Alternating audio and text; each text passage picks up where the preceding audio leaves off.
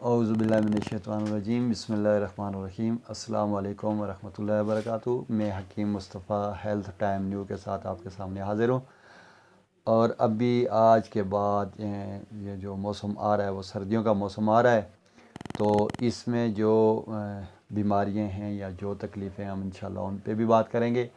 تو اس کے لیے سب سے پہلے سردیوں میں چونکہ گرمیوں میں پسینہ خارج ہوتا ہے، تو سردیوں میں جو سردی کی وجہ سے بچوں کو زیادہ پیشاب آتا ہے، کیوں پسینہ خارج نہیں ہوتا ہے، جو پیشاب آتا ہے جو کثرت بول جس کو پیشاب زیادہ ہے، اس کا نسخہ بتائیں گے۔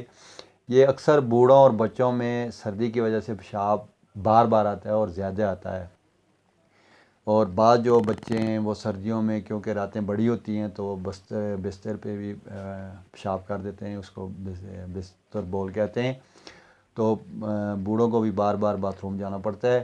تو اس کے لیے یہ ایک بہت ہی آسان سا نسخہ ہے، انشاءاللہ اس کو استعمال کریں گے تو یہ تکلیف جو ہے پیشاب کا بار بار آنا، یہ انشاءاللہ ٹھیک ہو جائے گا۔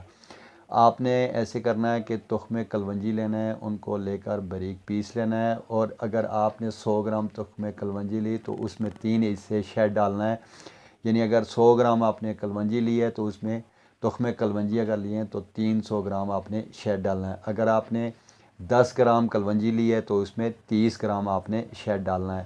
پہلے کلونجی کو باریک پیسنا ہے، پھر اس میں شہد ملانا ہے، شہد ملا کر آپ نے ایک چمچ صبح و شام آپ نے لینی ہے، 1 چمچ صبح لے لیں، 1 چمچ رات کو سوتے وقت لے لیں۔ انشاءاللہ جو جس کسی کو بھی مسئلہ ہے، بچوں کو ہے، بوڑھوں کو ہے، وہ انشاءاللہ 2 روز میں اس کو فرق ہو جائے گا۔